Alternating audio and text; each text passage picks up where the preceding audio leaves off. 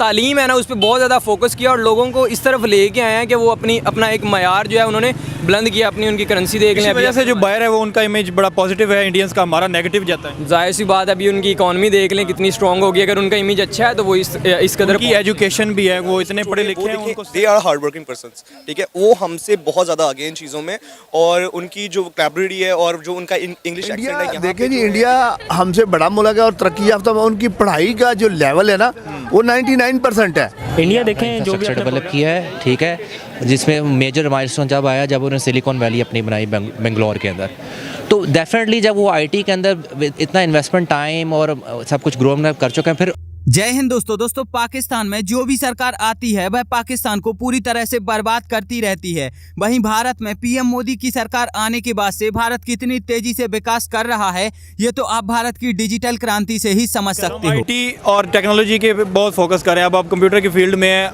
वहाँ का जो 9th-10th का है वो हमसे ज़्यादा कंप्यूटर जानता है। बिल्कुल ऐसे ही है, इधर हमारा ज़्यादातर तबका जो है ना वो अनएजुकेटेड है। अनएजुकेटेड, एजुकेशन बहुत बड़ा फैक्टर है इंडिया की ग्रोथ का। बिल्कुल ऐसे ही है। अच्छा, अब आ जाएँ बात पाकिस्तान के डाउनफॉल होने की कौन सी रीजंस हैं आपकी नज़र में? पाकिस्तान जो नीचे जा रहा है उसकी क्या रीजन है? सबसे पहले तो आपको मैं ऑलरेडी बता चुका हूँ, हम दूसरों पे डिपेंड करते हैं। दूसरा ये कि हम लोग जो चीज़ें ना आगे जा रही है, यानी कि दुनिया आगे जा रही है, हम लोगों ने अभी रिसेंटली एलोन मस्क ने पाकिस्तान में स्टारलिंक उनका जो नेटवर्क है उसको इंट्रोड्यूस करवाने के लिए ये पीटीए की तरफ आया था, उन्होंने उसको रिजेक्ट कर दिया। पूरी दुनिया इंटरनेट कहाँ 5G पे जा रही, 6G पे आगे जाती है। 5G जा रहा है, अभी अब 6G की बातें सोचना शुरू कर दें। हाँ जी, और हम लोग अभी जो सैटेलाइट इंटरनेट है एलोन मस्क का स्टारलिंक, हम उसको रिजेक्ट कर रहे हैं।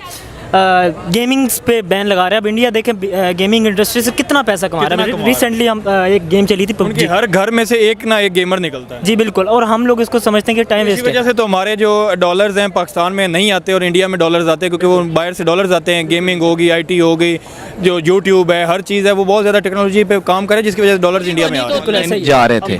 अगर इंडिया की बात करें, हमारा नेबर कंट्री है, आईटी में बहुत आगे जा रहा है, और अगर इसके अलावा आर्टिफिशियल इंटेलिजेंस की बात करें उसमें बहुत आगे जा रहा है। आपकी तो आईटी फील्ड है, मुझे ये बताएं, वो तो उनका ड्रीम है कि 2025 तक वो 1 ट्रिलियन डिजिटल इकॉनमी बनेंगे। क्या वजह है कि वो इतनी तेजी से ग्रो कर रहे हैं? ग्रो कर रहे हैं क्योंकि वो आईटी की फील्ड को समझते हैं।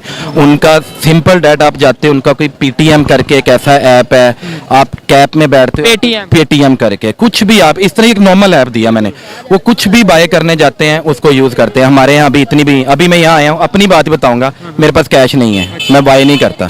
क्यों? हम कार्ड यूज़र हैं, पर यहाँ पे भी कैश लेना पड़ेगा, पहले बैंक जाएंगे, कैश विड्रॉ करेंगे। आप किसी भी फील्ड पे आ जाओ, वहाँ पे आपने खाने के लिए भी एक समोसा भी लेना है ना, तो आपने वो पेटीएम कर देंगे या कोई ना कोई उन्होंने आपको सर्विस दी हुई है ऑनलाइन के जी आप हमें यहाँ पे पे कर सकते हैं। ठीक है। बड़ी जो कंट्रीज हैं, ग्रोइंग कंट्रीज हैं, और उनके जो ग्रुप हैं, अगर G20 की बात की जाए, इसके अलावा अगर इवन यूनाइटेड नेशन की बात की जाए तो वहाँ पे सिक्योरिटी काउंसिल का जो परमानेंट मेंबर है, उधर इंडिया की बात हो रही है कि शायद इंडिया परमानेंट मेंबर बनने जा रहा है। इसके अलावा इकॉनमी की बात करें तो बहुत तेजी से वो आगे बढ़ रहे हैं, दुनिया की 5वीं बड़ी।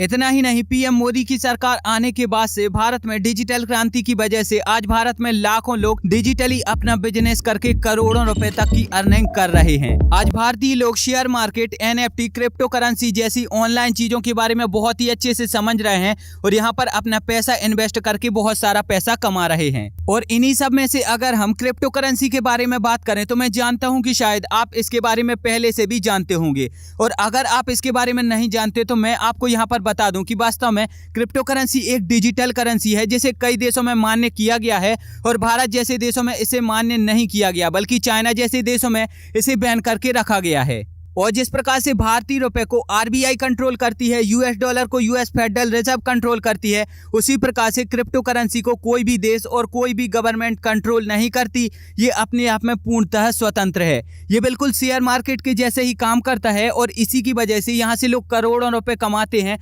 सस्ते में क्रिप्टो करेंसी खरीद कर और उसे महंगे में बेचकर। क्रिप्टो करेंसी वास्तव में ब्लॉकचेन टेक्नोलॉजी पर काम करती है और ये ब्लॉकचेन टेक्नोलॉजी क्या है इसको आप इसी चीज़ से समझ सकते हो कि जब आप अपने दोस्त को मान लो कोई पैसे अपने बैंक से सेंड करना चाहते हो तो इस ट्रांजैक्शन के बारे में आपको भी पता है, आपके दोस्त को भी पता है और आपके बैंक को भी पता है। लेकिन अगर आप ये चाहते हो कि इस ट्रांजैक्शन के बारे में केवल मुझे और मेरे दोस्त को पता हो तो यहाँ पर आप ब्लॉकचेन टेक्नोलॉजी का उपयोग करके डिजिटल करेंसी अपने दोस्त तक भेज सकते हो। तो इसका आपको यहाँ पर एक अच्छा फ़ायदा ये भी मिल जाता है कि इसमें कोई थर्ड पार्टी जो बैंक है उसको कोई भी इन्फॉर्मेशन नहीं होगी और यहाँ पर आपको कोई भी चार्ज पे नहीं करने पड़ेंगे। लेकिन इसका एक खतरा ये भी है कि अगर बीच में आपका जो करेंसी है, आपके जो पैसे हैं वो गायब हो जाते हैं तो उसका कोई प्रूफ नहीं होता कि आखिर वो गए कहाँ और उनको कैसे वापस लाया जाए।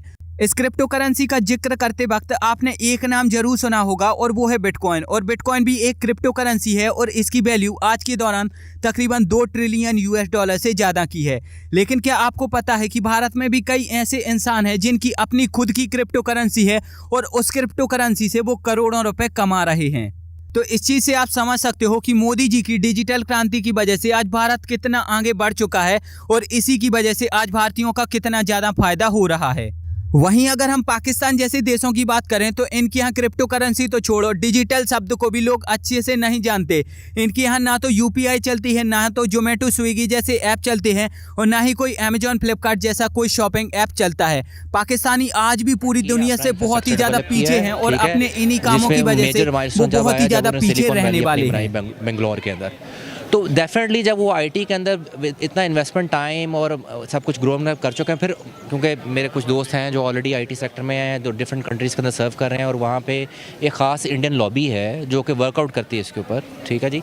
तो अल्टीमेटली जब उन्होंने वो चीज़ डेवलप की है तो definitely there will get benefited. देखें पॉसिबिलिटीज़ तो डेफिनेटली आप रूल आउट नहीं कर सकते, डिपेंड करता है कि आप उस कंपनी के अंदर कितने किस प्रोपोर्शन से कितनी नेशन के एम्प्लॉइज़ काम कर रहे हैं। If someone is working and someone is getting a benefited, definitely there is a possibility कि वो सी और there are की कैसी इमेज है बाकी कंट्रीज़ में? यार ऑब्वियसली इंडियन है कि आपको पता है इकोनॉमी के लिहाज से बहुत स्ट्रॉन्ग है। अब तो दुनिया के दूसरे नंबर पे इकोनॉमी में आ गया इंडिया, तो इंडिया पाकिस्तान कंपैरिजन ना करें, 5वें नंबर पे है। हाँ तो लेकिन तीसरे की बातें कर रहे हैं तो ठीक है ना, वो तीसरे दूसरे की बातें करते रहते हैं, ठीक है ना, पर उससे आपको पाकिस्तान कंपैरिजन ना करें। नहीं बनता कंपैरिजन, नहीं, बहुत मुश्किल। बाकी हम हर चीज़ों में इंडिया के साथ कंपैरिजन करते हैं, तरक्की में हम कंपैरिजन नहीं करते। हम इंडिया के साथ किस चीज़ में कंपैरिजन करते हैं? हम तो नहीं करते कंपैरिजन। आप कोई सुलझाओ लड़का, पढ़ा लिखा लड़का होगा, उसको टेक्नोलॉजी के बारे में, इंडियन टेक्नोलॉजी के बारे में, इधर 14 अगस्त पे पॉपने लेके पाँ हो रही होती हैं, वहाँ पर आपको पता है इलेक्ट्रिक गाड़ियों की इनोवेशन हो रही होती है, ठीक है, वहाँ पर बड़ा डिफरेंट उनका माइंड सेट ही और है। आपको क्या लगता है कि इंडियन्स का इमेज बाहर कंट्रीज़ में कैसा है?